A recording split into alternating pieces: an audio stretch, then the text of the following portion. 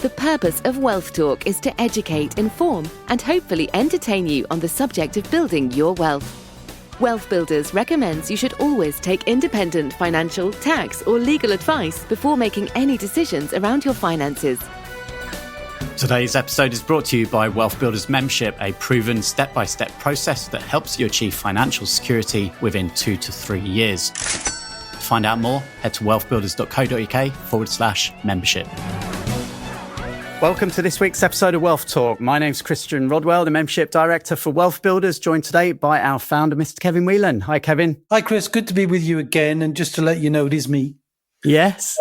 Just had a little week away, celebrating a very special birthday for my wife. We did lots of interesting things, including some deep sea fishing, which I have to say, we caught some wonderful sea bass, which we consumed with gusto, and a bloody massive shark, which obviously we didn't cook shark's fin soup. We put it back, but that was a bit of an experience. So I thought I'd go a bit of Captain Birdseye.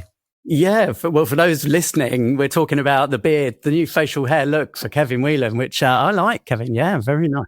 Oh, well, it's good for you. I just noticed all of the good-looking fellas in Wealth Builders, you and Paul and Dan, and like all the guys have got sporting good beards, and the only ugly fella is me, and I don't have anything. I thought, if you can't be him, join them.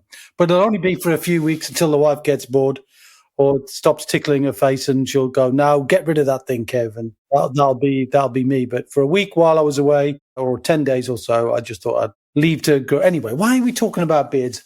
However, we got a great guest today, haven't we? We sure have. And he's one of our members as well, Chris Spratling. He's a recent author. And that's really what we're going to be talking about today, which is his expertise around selling a business. And we love business, Kevin, but it can be tough, right? And for many people, the goal of selling a business actually never materializes. So Chris is going to talk us through, how you can get exit ready, basically. I mean, there's a bit of a tragedy that goes on. I'm sure Chris will touch on some of the numbers because he knows his stuff inside out. I mean, Chris is such a super smart guy. I did some research, Chris, on the average kind of value of businesses that's sold, because all the knowledge, all of the information when a business is sold is public knowledge, because you've got to apply when you sell your business. You apply for a tax dispensation. Used to be called entrepreneur's relief, now called very sexily business asset disposal relief. Anyway, apart from the government just cutting that back and back and back, the point is, when you currently have a limit of £1 million, you sell your business and you get up to £1 million worth of tax credit at 10%. Stated differently, if you sell your business for £1 million, you pay 10% of that in tax instead of income tax and other forms of capital gains tax. So it's a reduction. Anyway, all of this information is known. And what's staggering to me, and isn't a number that I think Chris brings out, but I do, which is, first of all, there are 5 million businesses here in the UK. I mean, we are a nation of business owners, really. But only 5,000 in a year sell for more than $1 million. Now, do the maths. I know you're not that great at maths, so it's 0.1%. Not 1%, 0.1%. So when we say most people do not become financially independent, and we talk about 5% become financially independent, but only 0.1% of business owners do. So it's actually harder to create wealth when you put all your wealth in your business basket, which so often business owners do. They don't diversify their wealth. They don't build wealth in multiple ways. They tend to, my business is my pension. You hear that a lot. So Chris has got a wonderful book and a wonderful business opportunity and a wonderful service. And I'm so pleased for him that he's not just, a great teacher and a great coach and a great mentor, but so open-minded, because he was open to receiving at least what I could share on the wealth side of things. And he did that with his wife, Rachel, with great humility. And I appreciate him for that. I'm sure he'll mention one or two things about my style in the conversation you have with him. One of the things that will come out of the conversation today, of course, will be to look kind of outside your business, your wider wealth plan. You worked with Chris on more of a kind of mentorship level as well. So that was very much looking other areas of building wealth. Yeah. And, so I kind of bag myself as the wealth coach, often for coaches, because a great coach is open-minded because, they understand that in all aspects of high quality performance in life, be it business, be it academic, whatever it is, be it sports, there's a need for that open-mindedness to receive wisdom from other places because they see and make distinctions you can't make for yourself. If you imagine a golfer, you can't see your swing, you've got to have someone else see it. And similar with all kind of sports. And Chris does the same thing, but with business owners. I think he calls them ambitious business owners. I think that's the style of language he used. And I think he's quite right because it's a business owner who sees something else than just the doingness, the tyranny of the routine of being in business, which all too often the very freedom that business owners seek creates the very web that constricts them. So I think the ability of Chris and his team at Chalk Hill Blue is to break that net, that webbing, and free people with a different way of thinking. So rather than wax lyrical about Chris and his team, why don't we head on over and have a listen? Yeah, I think it's time for us to have listened to our conversation today with Chris Spratling. Chris, welcome to Wealth Talk today. How are you? I'm great. Thanks for having me on, Christian. Great to be here. Yeah, and you're no stranger to Wealth Builders, Chris. I know you've been working closely with Kevin over the last couple of years or so. So how's that relationship been? It's been great. You'd expect me to say that, obviously, wouldn't you? But seriously, no, it has been. Working with Kevin's always an uplifting experience, if not a challenging one. He's great at challenging you as a business owner exactly on what you want and how you're going to go about it. But the advice and guidance has been, insurmountable, really, unsurpassable. Of course, we talk about the 7 pillars of wealth at Wealth Builders. We're very much focused on the business pillar today. And what are some of the other pillars, perhaps, that you've been exploring? We've clearly set the SSAS up. We've got a fairly sizable commercial property portfolio within the SSAS now. And I think for us, it's, with recent changes around inheritance tax, it's just now starting to think ahead about how we use that recurring income appropriately and minimize the inheritance tax position for our kids being slightly older in years than perhaps some of your listeners are. But intellectual property as a key pillar, we're going to talk a little bit about today, I think, in terms of the book that we've created. So there's 4 or 5 key pillars for us that we follow passionately and perhaps didn't understand the interdependencies between them all until we started working with Kevin and the team at Wealth Builders. But it's been great. No, it has been great to have you a member of the community. And we talk about being outstanding in your niche. I think it's fair to say that you are, Chris, and decades of experience has led to obviously the book that's recently been published. And congratulations on the success of that so far. So we'd love to ask you some questions, obviously, about the topic of growing a business, exiting a business, all the things that go alongside that. But tell us a little bit more about, who is the typical avatar that you work with at Chalk Hill Blue? So we tend to attract highly ambitious entrepreneurs who tend to own and run privately owned SMEs. They tend to be in that 2 million to 30 million range. We've got a number of clients that are slightly bigger than that, 1 or 2 that are slightly on the lower end. But we're often the second, if not the third time that entrepreneur has invested in some outside help. And I think what we're well known for today is helping businesses really scale, some of which will ultimately want to exit. And, the principles of scaling go hand in hand with ultimately setting up a business so that it reaches maximum value when you do indeed want to exit. So, we're very privileged. So it's a great group of clients that we get to work with. We have a lot of fun as well as working really hard, but the rewards are fantastic. And what in particular was the trigger, the catalyst, the turning point where you said, okay, look, I feel that I can actually now start helping other business owners? I think you change over time. I certainly know I have. I think if you met a 25 to 35-year-old Chris Spratling, you'd have found someone who was quite focused on himself, maximizing his own income and wealth. And that served its purpose at a certain point in time with a young family and so on and so forth. But I think you get to a point where actually you realize there's more to life than just money. And I got a real buzz out of developing teams. I'd come from a professional sports background originally, where I'd been part of highly successful teams. I was never the leader in those teams. I was never the most talented in those teams, but I knew what my role was. And, the combination of everybody knowing what their individual roles and responsibilities were to provide this high performance output, was really exciting. And I love doing that with clients today and helping them maximize their performance. Just happens to be in a business context mostly. And I'll ask you a question that I often hear myself when I'm listening to business podcasts is, do you think entrepreneurship can be taught, or is it something that you're born with? No, I definitely think you can learn it as long as you've got the right attitude. I think you can teach most people just about anything as long as they've got the right attitude. But of course, we do meet a lot of very clever people, intellectually bright, who aren't necessarily commercially sharp. And I think there is a difference between the two. And until you realize there's a difference between the two, you'll never truly optimize that performance. And would you say in business, the importance of having a good network, so not needing to know everything, but just having the right people around you?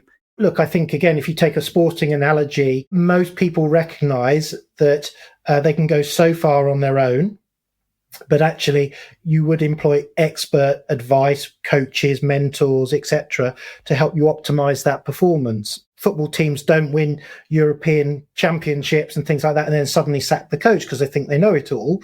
But, they keep going, and keep reinvesting, in themselves, to get better and better. It's those marginal gains. The focus really of the conversation today is about exiting, getting the business ready so that you can sell. Why should you be thinking with the end in mind from the beginning, and why do many business owners not start there? It's a much hackneyed phrase, isn't it? Start with the end in mind. When you come to selling a business, it's not just about finding a buyer. It's about finding a set of buyers who will pay a premium for your business. And, most of us will only ever sell a business once. And consequently, it's rather weird, but we don't put a lot of effort into understanding what it takes to sell a business successfully. When you look at the stats, they're fairly scary, really. So less than 20% of businesses that will be listed for sale in the next 12 months will actually ever sell,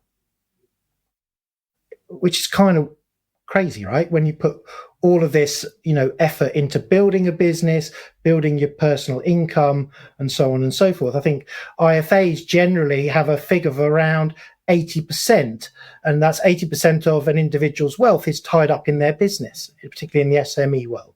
So as to not to get full value from it at the end, whenever that end is, it is kind of disheartening, isn't it? The fact that a load of those business owners will just eventually shut that business or effectively give it away for little or nothing is, for me, a massive issue that I'd like to help solve.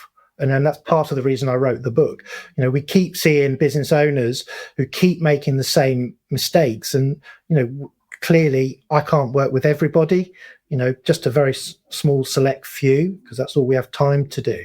So hopefully by reading the book, people will, learn how to overcome many of the hurdles that so many business owners fall foul of.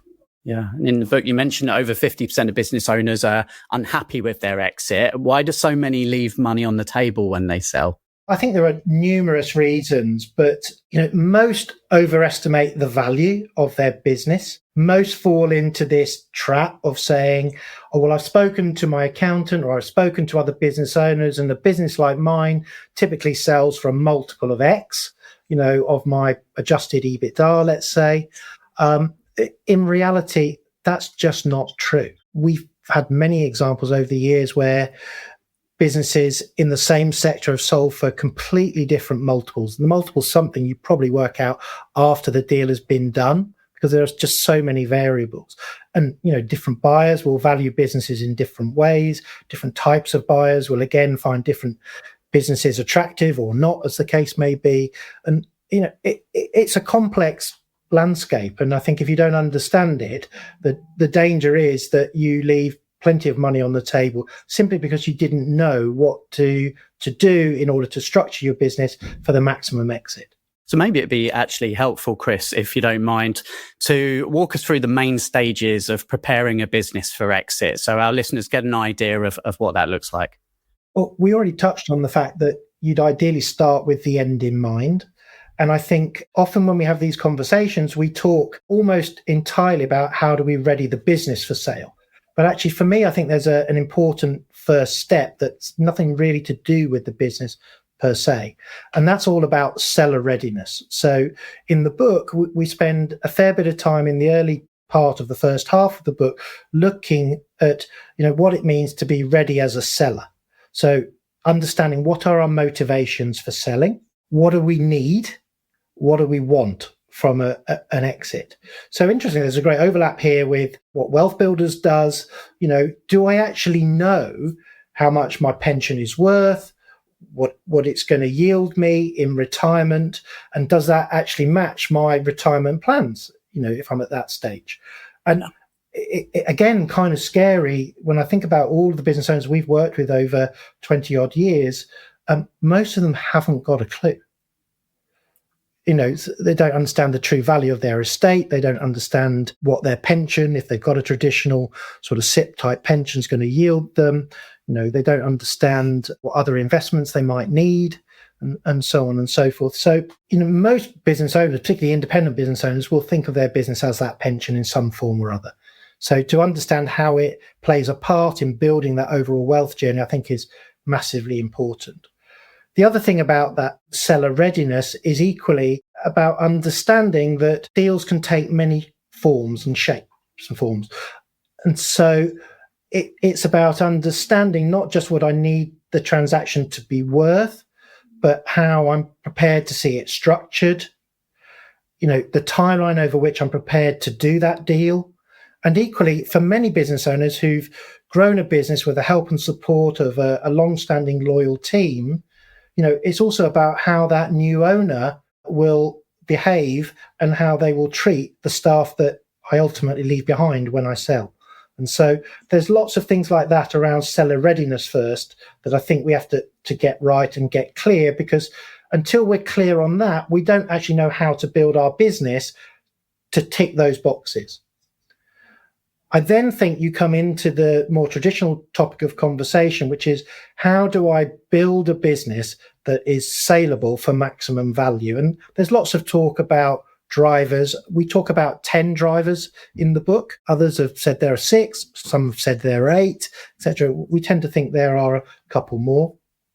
But every one of those 10 drivers is essentially pouring water into your valuation bucket. Or alternatively, it's not there, it's draining water out. So, those drivers cover many aspects. Clearly, most buyers are looking for a strong history of growth in that business. So it's where the scaling up of the business comes in. But they're also looking for that business to still have the potential to scale further. So as a seller, you've got to understand that when you sell, yes, that's the end of your journey, but for the acquirer of your business, that's just the start. So they've got to be able to see how they're going to get a return on their investment that they're making in buying your business from you. Not all revenue is great revenue. That's the other point to make around probably our third driver. So, ideally what we're looking to create businesses with strong recurring or repeatable revenue, so as to give buyers in particular comfort that the future performance and the future ability to scale it is there. Because what we're trying to do in any sale process is overcome any risks that a potential acquirer might uncover or want to discuss with us, as part of due diligence. I think there's then a piece around, what sort of business is this? Is it a highly differentiated business? Does it have a strong market share? What are the USPs of the business? And again, we see businesses that have strong points of differentiation typically outperform competitors in that sector when it comes to taking that business to market for sale. There's then probably 2 or 3 key drivers around reliance, or what often we refer to as over-reliance. So, we're looking for businesses that are first and foremost not overly reliant on the founder or the ownership team, because invariably they're going to leave at some point after the transaction. At the same time, we want to make sure that the business isn't overly reliant on anyone who's left behind. Because again, as employees, they could leave at some point too. So, strong systems, strong processes that say that, the business still works despite someone being on holiday, off on long-term sick, or indeed leaving the business altogether, are going to be important to an acquirer. And the same is true of making sure that the business isn't overly reliant on any one customer or doesn't have a huge concentration, in a small number of customers or indeed suppliers is going to be pretty important to an acquirer. Outside of that, I think we get into drivers around, things like the working capital in the business. Does it have a strong working capital? Is there a high level of loyalty? So again, increasingly with the larger transactions, we're seeing things like the net promoter score being more and more important to acquirers, particularly private equity buyers. And again, coming back to some of those pillars, intellectual property is seen as a real, point of difference and indeed a real driver of value in a lot of businesses today. So again, as a seller, if you can demonstrate that you've got strong intellectual property, it's well protected, then ultimately we're going to have a much better opportunity to persuade a buyer to pay a premium price for this business. That's very, very helpful. Thank you, Chris. And I want to come back to a few of those points in a second, but also want to mention that you've also got an exit readiness survey, haven't you, which someone can go and take that and find out about all of these aspects to see how far, they're measured. Absolutely free. It's on the Chalk Hill Blue website. It'll take 7 or 8 minutes probably to complete the questionnaire, but off the back of it, you'll get a personalized report. I think it's about 15, 16 pages. There's no follow-up, there's no sell to it. Just go and use it and get the value from it. You mentioned a lot of things there. If you were to sit down with a business, say you've sat with me today, right, and go, right, let's have a look at Wealth Builders. Would there be some quick wins? Would there be some immediate things that even listeners now who've got a business, they could do themselves, which would create, a kind of quick impact? I think, again, you can split this into two. You can split what are the things you can do personally and what are the things you can do in your business. So, quick wins personally. Go and really understand, what sort of value you've got in your investments, particularly things like your pensions, and understand what you think the gap is likely to be at the point at which you think you're going to exit or retire or both. I really would advise, your listeners to take some expert advice on all of that. Most decent IFAs and wealth management firms can advise on, where you're at and what the gap might be, and so on and so forth. From a business perspective, the first step I would actually do is go back to that survey we've just talked about. Go and identify in your individual case, exactly where the biggest gaps are, and just focus on one, maybe two. Don't try and do it all, because you won't, and not all of them are quick wins. But for each of those 10 value drivers, there'll be some opportunities there for sure. And I would pick the ones that you think are most relevant to yourself. Processes. I know that's important. You mentioned there that the business needs to work without you. And if someone drops out, then you need to have a process that anyone can kind of step in and pick up. Have you got a tip at all on how to approach that? So a business that perhaps knows they're lacking in their processes, it's a big job. It might feel very daunting. Have you got any recommendations how to tackle? I mean, look, start with what's going on in the world today. We all hear huge amounts, don't we, about AI and automation and so on and so forth. I advise clients all day, every day, what are the things that frustrate you most? Write that list and let's see how we can address those now. Work out, are you spending your time on the high value tasks or lots of mundane administrative rubbish? What are the things you need to let go of? So I'd start there, automating those, using AI responsibly, to address some of those things, and just start to focus again on the bottom line benefits of making some of those process changes. They don't have to all involve technology. Some of them can just be done by saying, how could we do this particular task better tomorrow? So often in businesses, we see that people will tell you, well, we do it that way because we've always done it that way. Well, why? Actually, when we look at it, we often conclude, it doesn't really add any value anymore. Some of those things we can just stop altogether because things have moved on, and others, just a small tweak or putting it into the hands of someone different within the organization. Now the organization has grown, it is enough to streamline those things and drive productivity. Have you seen any examples, Chris, of businesses now that are looking at obviously the advancement of AI, and either it's a risk and a threat to the future business, or they're seeing it as an opportunity? And, any examples of the pros and cons of AI coming into things? I probably live in a bubble. So my reference point is the clients that we work with. And genuinely, I don't know a single client that isn't fully embracing automation and or AI right now.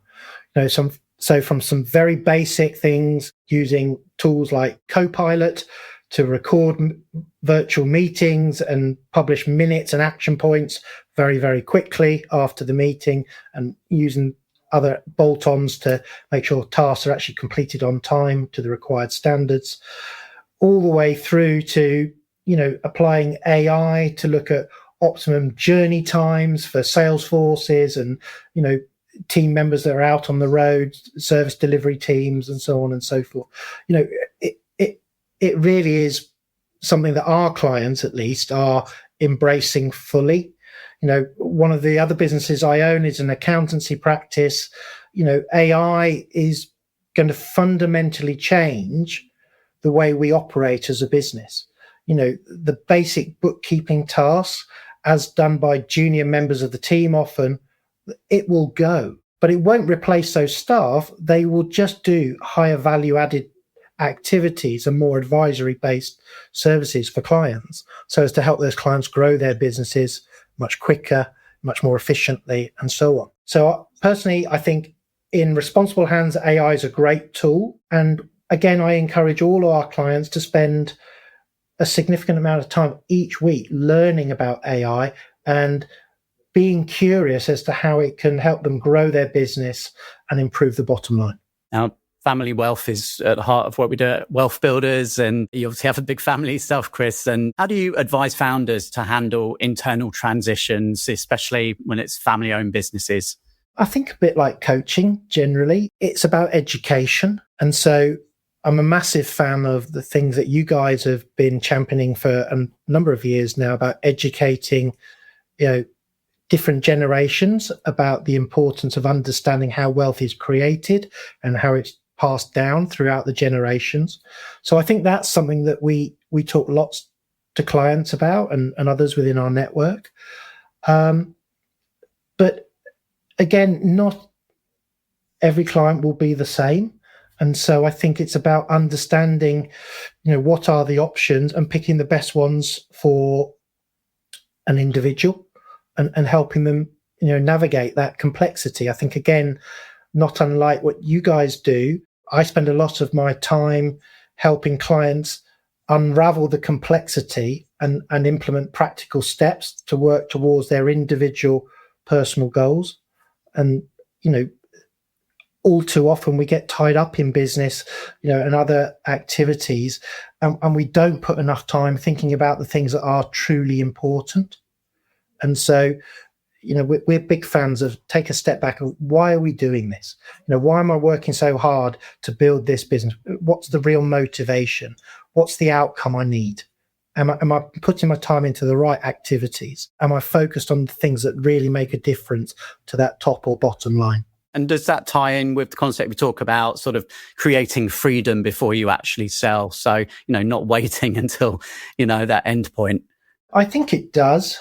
I think the freedom point is also amplified by the fact that an exit is often seen as the only way to realize the value from a business.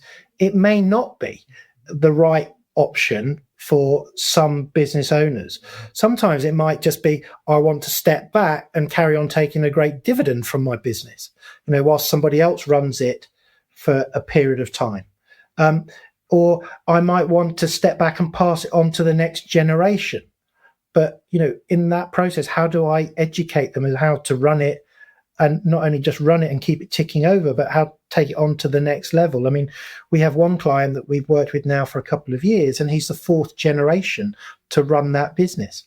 If I'm honest, he's on paper a much better custodian of that family business than the 3 previous generations. He's more than quadrupled it in the last 2 years, whereas previously it'd been pretty stable for at least 2 generations. It's about curiosity, and it's about wanting to really understand, what have I got as opportunity here, I think, for me. I know Kevin often comments when he's speaking to groups of business owners, and he says to them, when you're thinking about selling your business, and the answer is always in about 5 years or so. So, in your experience, Chris, how long does the process take? Is there an average kind of timeline? And if someone was thinking of selling in about 5 years' time, when should they start to be beginning the selling process? I'll answer in a circuitous route. My heart always sinks when I get an inquiry from someone who says, can you help me sell my business? And they say that they want to sell it in the next 6 months, because if ever, that's way too short a period of time to sell it and get maximum value for it. So as a general rule of thumb, for those businesses that are brought to the market today, I think you should expect a timeline of 9 to 12 months on average to sell that business, assuming it's in a saleable state. Most of the clients we work with, and they're good, well-run businesses, still take a good 18 months to 2 years to get into a state where they're truly saleable and saleable for hopefully optimum value. And there are many, many factors in that. And, every case is unique. Generally, a minimum of 2 years worth of prep, I would say, and probably a 12-month period to actually go through all of the nuances of the sale process to complete. And then bear in mind that most deals today are done where you don't get all of the money on day one. Quite often you're going to get 65, 70% of it, with the remainder over perhaps 1 or 2 years to follow. And you might be asked to stay on and do a handover 6, 12, 18 months, depending on the size and the complexity of the business who the acquirer is. So, it's a lengthy process, and it's definitely not like selling your house. Is there a marketplace? Are typically businesses going onto a kind of brokerage? Is it word of mouth? What are the options? There's some interesting stats, again, from the corporate finance world and the broker world, in that I think they would all typically estimate that somewhere between 25 and 40% of businesses are sold ultimately to someone that you know. However, from where we sit, we would always advocate that the seller, the owner of that business, as part of the sales process, enlist industry experts to support themselves throughout that sale process. So essentially put together what we call the deal team. And that would include wealth management, IFAs, specialist tax advisors, corporate finance stroke brokers, commercial lawyers with M&A experience as a minimum. Okay. 1 or 2 might like to have a business coach accompany them on the journey too. And I think you have to put all that stuff together in order to get optimum value. And I would always advocate using a professional outfit to help market that business for sale. It's not like, as I say, putting your house up for sale and sticking a board outside and hoping somebody drives by and offers you a decent number. Today, again, I think in the UK market, if you look at all transactions in a typical 12-month period, roughly 40% again of transactions are with an overseas buyer. How are they going to find it unless they're marketed to properly and professionally? And so what you'll find is most of the corporate finance houses, brokers, will have extensive databases of who's in the market, in particular market sectors, who's acquiring, and so on and so forth. But of course, again, it depends what sort of acquirer you want to attract. There are multiple options. You could be looking for an internal sale to a management team. You might be thinking about an employee ownership trust. Another option today, which is becoming increasingly popular given the tax benefits associated with an EOT. You might be looking for a trade buyer. So that might well be where the known entity comes into play more often than not. But again, you might be looking at a strategic buyer, or indeed a financial buyer, and or some of a hybrid in the form of a family office. So part of readying the business for sale is identifying how many of that 5 or 6 that I've just listed are appropriate to you and that you want to appeal to. Because again, they will all value your business in different ways. They will all be motivated by different things that they see in your business. And so the optimum price that you achieve is ultimately derived from creating real competition in the sale process. So whilst you may not be able to attract all of those 5 or 6 different options, you probably want to position your business in the run up to taking it to market to be attractive to a number of them so as to create that competition. I think you've made it very clear today, Chris, that this is an area that you need to know what you're doing and you do need professional help around you. It can take a long time, but the outcome, if it goes the right way, can be life-changing. And, once it happens as a founder, what advice have you got, Chris, for navigating that next chapter after the sale? Well, again, I think it comes into preparation and seller readiness. So again, one of the things I didn't touch on earlier when we were talking about the importance of that first step of seller readiness is understanding what you're going to do next. It sounds sad on one hand, it sounds ridiculous at the same time, but genuinely, I've got countless stories of sellers who've sold for large sums, and then actually ended up with depression, divorces, all sorts of midlife crises, because they haven't really thought what they're going to do next. And if you think that often businesses are all consuming to a degree, to suddenly find I haven't got anything to do, I haven't got a plan about how I'm going to spend my time. Now I haven't got to go to work 5 days a week. It's quite challenging. What essentially you're talking about is a change of identity. I was previously owner of this really successful business, and I'm now what? So it takes some thinking about how I'm not just going to spend the money and enjoy life, but how am I going to fill my time? What is the new me? I genuinely think it's a big question that many of us don't have the answers to, even though we think we're going to sell our business sometime in the near future. Chris, thank you so much for sharing everything with us today that you have done. I'll just give our listeners a reminder that the title of the book is The Exit Roadmap, The Insider's Guide to Selling Your Business Profitably. And Chris, if anyone wants to connect with you online, find out a bit more, where should they head to? They can either head to the Chalky or Blue website and contact me that way, or alternatively, love to be connected on LinkedIn and pursue a conversation that way. So yeah. We'll pop all the links in the show notes for today's episode. Chris, thank you once again. My pleasure. Thank you, Christian. All right then. So thanks to Chris for sharing all of those insights. I think one of the quotes I picked up on there, Kevin, when selling a business, it's not just about finding a buyer, it's about finding a set of buyers who will pay a premium for your business. And I think this is the difference of working with experts, isn't it? It's that they really, can help you to maximize the value from your business, which you might not be able to do that by yourself. I think that's inevitably the case. And if you're going to put in blood, sweat and years, then you need to get the maximum result from that. And the challenge for most people is they don't get the maximum. They don't maximize their outcome. They sort of minimize it. And partly the reason for that is not understanding the buying process. I mean, look, I think it was Shakespeare, wasn't it? And said, all the world's a stage and we men and women have our entrances and our exits, and everybody exits a business. There's no business that is not exited. My father exited a business, didn't he? My dad's story. But he didn't have a business succession plan. He didn't have so many things in play. So when he died, that was his exit strategy. Well, what we want is for people to have an incredible result from taking that risk, being so consumed often by their business. And as I said, sometimes even the very freedom they get, they lose a bit. They miss out on school things for the kids. They miss out on many aspects. This work-life balance can sometimes get blurred. So you definitely need to get the maximum. And the way to get the maximum, it's not the only way, because there are many ways to sell a business, but the maximum way is to find a buyer willing to pay a premium.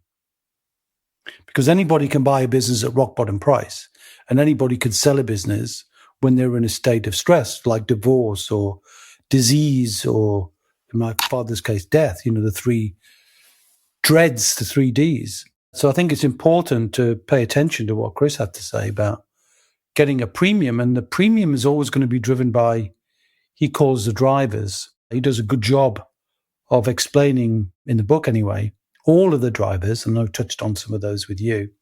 And some of those overlap with ours too, don't they? Working in a business that can ultimately work without you. That's a key one. Being outstanding in a niche, which he frames as differentiator. The ability to create recurring income as opposed to having, income which is either time for money, product for money, or service for money.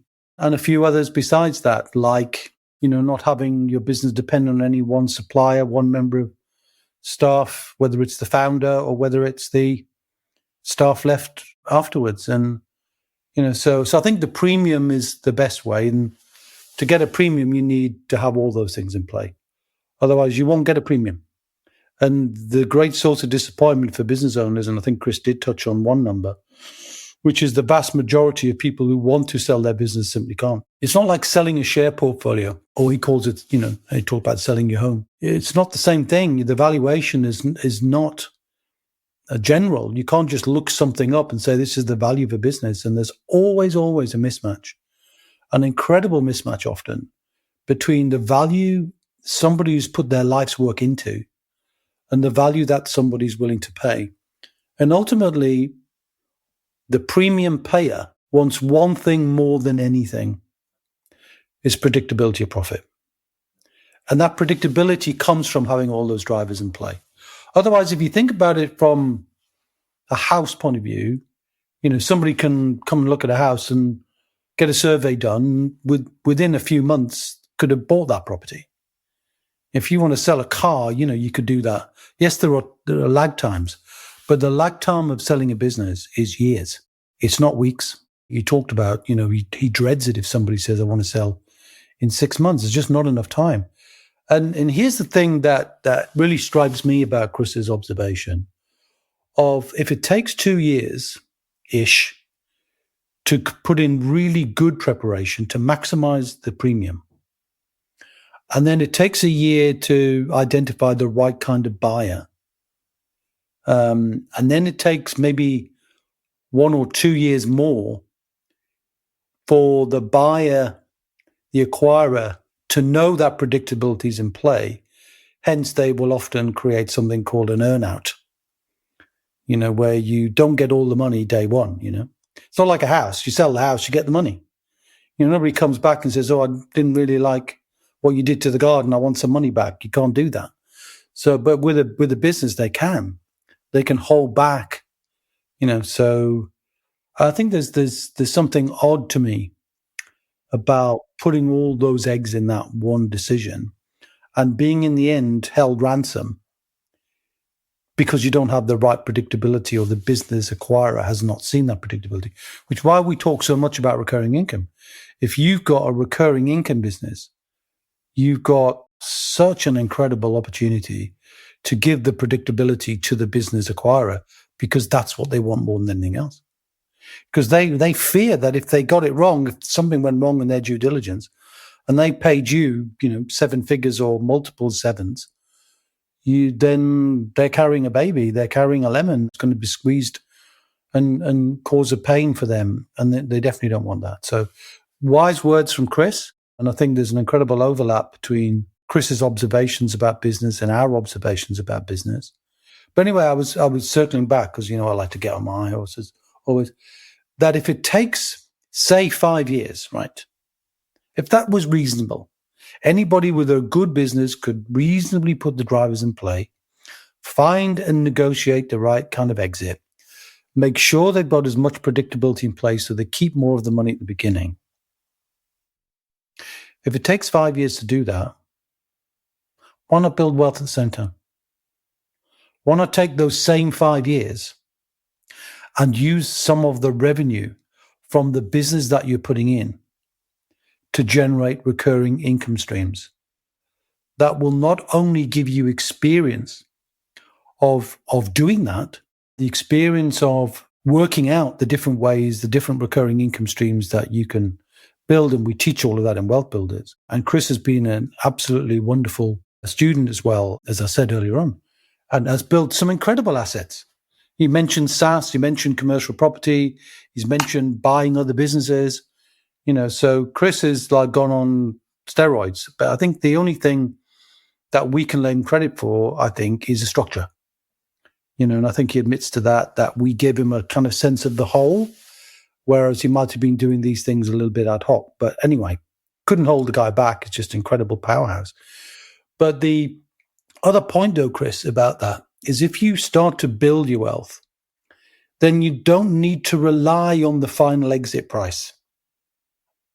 Because if you take Chris' advice and get him, what did he call it? Be seller ready. If you're seller ready, you know what you need in order to be wealthy for the rest of your life. It isn't always a set number. It could be, well, if try and give you an example. If you believe you want to sell your business for 5 million quid and you hang on to some notional figure, but if you take 5 years and you build your wealth through recurring income, taking some of the corporation tax that you're paying anyway, redirecting it to build your wealth, which you can do, we know that. So if we can claim back corporation tax, build wealth with it, which then gives, let's say, I don't know, call it 10 grand a month. You get 10 grand a month coming in automatically. You'd ideally like 20 grand a month coming in. Well, you only need to sell the business for the equivalent of another 10 grand a month. So if you can get 5% on your money, you only need 2 million quid for your business, so you don't need the maximum. You've got power of negotiation because you've got wealth on your side while you're building your business. And another subliminal benefit of this, again, Chris made some great points, is he talked about identity. If you've got an identity that's fundamentally wrapped up in your business, I am the founder of ABC XYZ, and then all of a sudden you sell your business and you may be forced to become an employee of that business, and you lose your identity, and you don't want to be an employee really, because that's the reason you got into business in the first place, is not to be an employee, maybe. Well, certainly for me anyway, it's one of them. Then if you're in a position where you've taken a lesson from us, let's say, and not built one business, but two. Business one, the business you're going to sell. And business two, your family's wealth business that you're going to keep forever. And then your identity melds from the founder of the trading business to the founder of a wealth business that supports your family, not just while you're alive, but for the next generation, the generations after that, and the generation after that. So you become a pioneer of your own family's wealth. And I think that's so laudable. I think that's such a powerful concept that if you take the same 5-year time frame, take 5 years, get your business ready, but take the same 5 years, put some of that time into building wealth in parallel, you can basically step off one and get on another, rather than feeling you've dropped off a cliff and where's your identity? You knew at everything. You've got no credibility with anybody for anything anymore. Because nobody values nobody's going to say, well, how much did you, because nobody tells anybody what they sold their business for. You sell your business for 5 million, you got 5 million in the bank. Well, you got to pay your tax. But let's say you've got a few million in the bank. It doesn't do anything for your ego, because it's not about spending the money, because our identity isn't tied up with how much money we've got in the bank, but what it is we're doing with our life. And for me, my life's work and the life's work that we have is to educate other people to become financially independent, firstly for themselves, and secondly for the generation next, then thirdly for the generations to come after that. And this whole idea of the family wealth business that turns into a family wealth fortress is an incredibly powerful one that I hope somebody's stayed and listened long enough to to take on board what I'm saying, especially the business owners out there who probably just, get on with doing the work and the day-to-day that they've been doing for the last X number of years. There was a lot there to digest, and very good too. I was going to say something which switched about 5 or 6 times throughout that. But one thing I was just going to mention is, for anyone who's new listening to this and thinking, well, what are you talking about when you say build wealth alongside your business? We're talking really about the 7 pillars of wealth. Like, taking money from your business, could be going into investments, going into your pension, potentially going into property, those areas. So we talk about the 7 and only 7 ways to create recurring income, and they're drivers as well, like Chris's driver. And you turn money that you've got, and ideally, if you've got a limited company, you turn the business money, right? Because instead of paying corporation tax on it, you redirect that money to build assets. So you can build a portfolio of property, you can build a stake in other businesses, you can build multiple other assets. And anybody who wants to know what the 7 assets are can, I suppose, just get a copy of our book. Not that I want to dissuade anyone from reading Chris's, I definitely do not. But I think if you get the idea of the business 1 is the business that you're in, and business 2 is the business of your wealth. And if you join them together, you've got an incredibly powerful combined vehicle, a turbocharged vehicle that would serve any business owner, because if you do one without the other, you've got a weaker outcome for your business. If you don't sell it, then you've got nothing for it, and a weaker outcome for your wealth. Because if you've got 5, here's the thing, Chris, right? It's a scary thing. I've met business owners who've got multiple millions in the bank. They don't know what to do. They're fearful now because they don't know what to do with the money. They're fearful of the stock market. They're fearful of any investment. They're fearful because they've worked so many years for this. They don't know what to do with the money.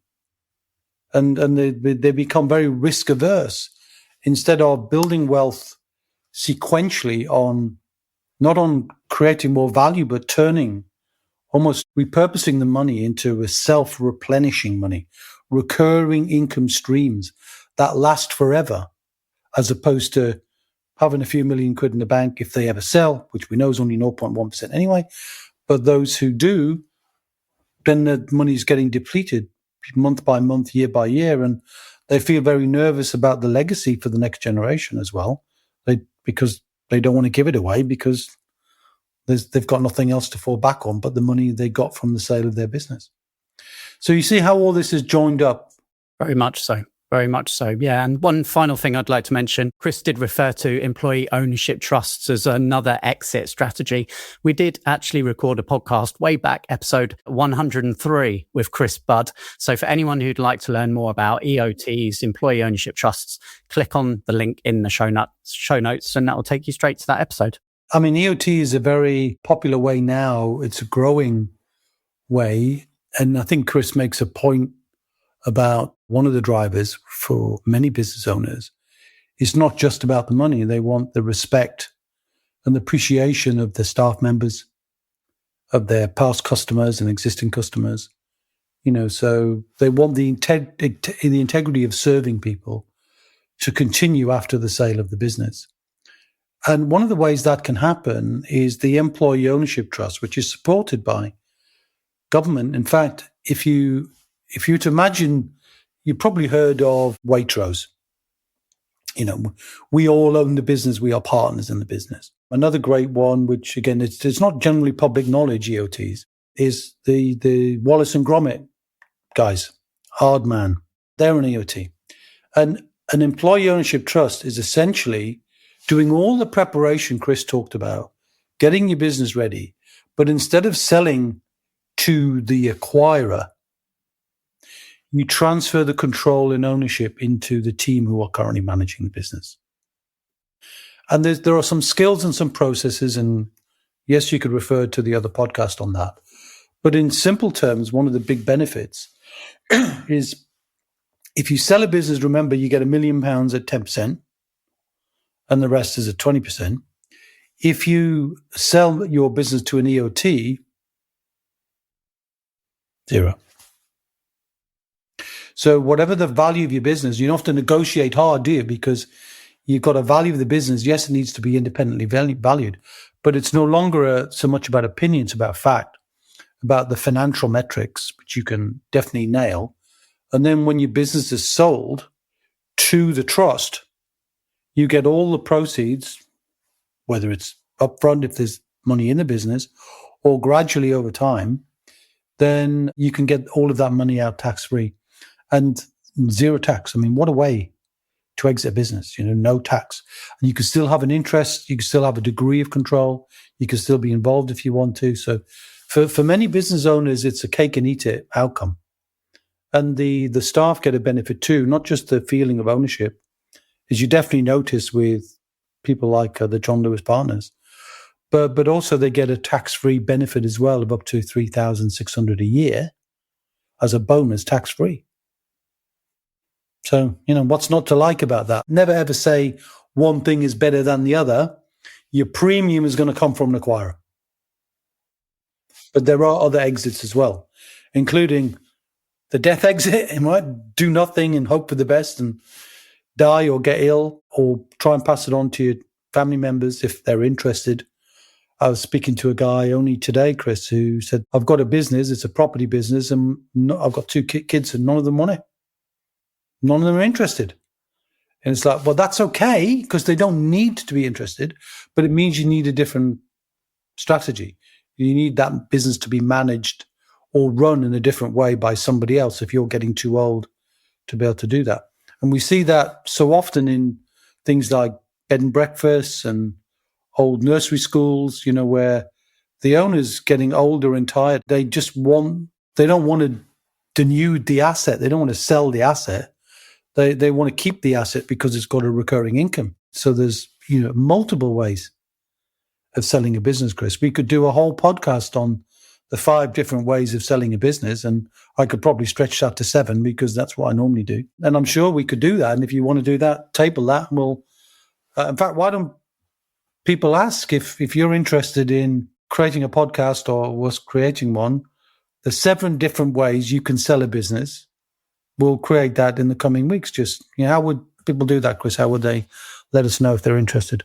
Yeah, lots of different ways. You can hit us up on your favorite social at WealthBuilders on Instagram, Facebook. You can drop us an email, hello@wealthbuilders.co.uk. Or if you're listening on Spotify, they now have the option to leave star ratings and comments. So feel free to comment away. Let us know that you're enjoying these episodes. And if you'd like to leave us a 5-star review, then we'd be very grateful for that. Yeah, we would. Look, we obsess about giving good value. We seek out the best guests in the world. I mean, you can't argue. We had a world-class guest today. And the more we find success stories in other people, not just those who've worked with us, but it helps that, we've got a great relationship with Chris and his wife, Rachel. But, it's fun to hear that people are making their life completely different and the lives of their children completely different. I think you mentioned it, Chris. Sometimes these decisions can be life-changing.